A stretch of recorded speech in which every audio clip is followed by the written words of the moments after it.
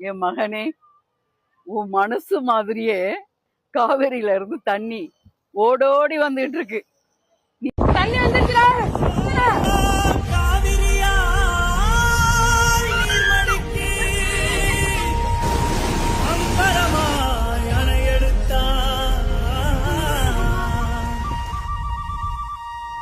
சத்தம் கேட்டதுமே நெல் பூத்து நிற்கும், சத்தம் கேட்டதுமே கல் பூத்து நிற்கும், பல சத்தம் கேட்டதுமே வில் பூத்து நிற்கும், சோழத்தின் பெருமை கூற சொல் பூத்து. கேட்கவே இல்லை. நீங்க கேட்காமைய ஓபன் பண்ணி விட்டாச்சு. ஜக ஜக ஜகன்னு வந்துட்டு இருக்கு. உன் மனசுயா, உன் நல்ல மனசுக்கு எல்லாமே நடக்கும். நீ அப்படியே நீ மனசுல நினைச்சாலே போதும், அது உன் கண்ணு முன்னாலே வந்து நிக்கும். நாங்கெல்லாம் நல்லா இருப்போம் யா. இனிமே பாரு, நினைச்ச உடனே மழை பெய்யுது. மன்னிக்கணும், என் மகனை வாங்க போங்கன்னு தான் பேசணும். உணர்ச்சி வசப்பட்டு வான்னு வந்துருது. மன்னிச்சிரியா. நினைச்ச உடனே மழை வருது. எல்லாமே நல்லதாவே தெரியுது. சத்தியமா சொல்றேன்யா, அம்மா சொல்றேன்.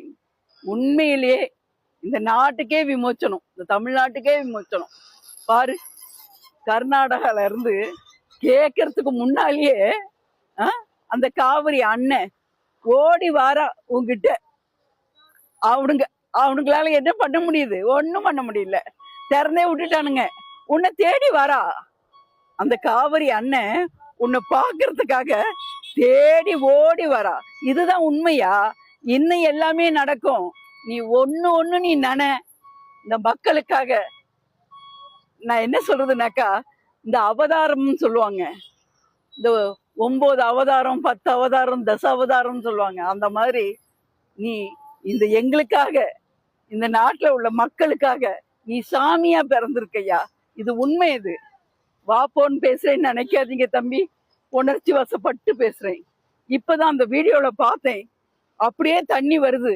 இருக்க இருக்க உயர்ந்துகிட்டே போகுதான். கரையில உள்ளவங்க எல்லாம் ஒதுங்குங்கன்றாங்களாம். என் மனசு குளிர்ந்து போச்சியா. உங்களை யாராலையுமே ஒண்ணுமே பண்ண முடியாது. என்ன மாதிரி அம்மாங்கள் எத்தனை பேர் உனக்காக டெய்லி சாமி கும்பிட்டு இருக்கோம் யா. நீ தொட்டதெல்லாம் தெளிக்கும், நீ நினைச்சதெல்லாம் ஜெயிக்கும். வாழ்வ பல்லாண்டு.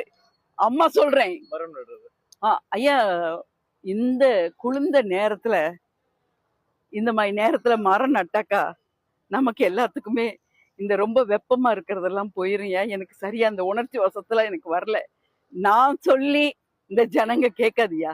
நீ ஒரு வார்த்தை நீ சொன்னேன்னு வச்சுக்க, எல்லாரும் மரம் நடுங்க இந்த குளிர்ந்த நேரத்துல. சொல்ல கூட வேண்டாம், அப்படி கண் காட்டினா போதும். ஜனங்க அத்தனை பேருமே உங்களுக்காக உயிர் கொடுப்பாங்க. அந்த மரத்தை மாத்திரம் இந்த மாதிரி சூழ்நிலையில நட்டுட்டோம்னாக்கா நல்லா வந்துடும். நம்ம தமிழ்நாடே குழு குழு குழு குழு குழுன்னு ஆயிரும். கேரளா மாதிரியும் ஒரு கர்நாடகா மாதிரியும் என்னையா வேண்டி கிடக்குது. நீங்க சொல்வீங்கன்ட்டு நான் எதிர்பார்க்கிறேன். நன்றி, வணக்கம் தம்பி. ஏதாவது மீறி பேசி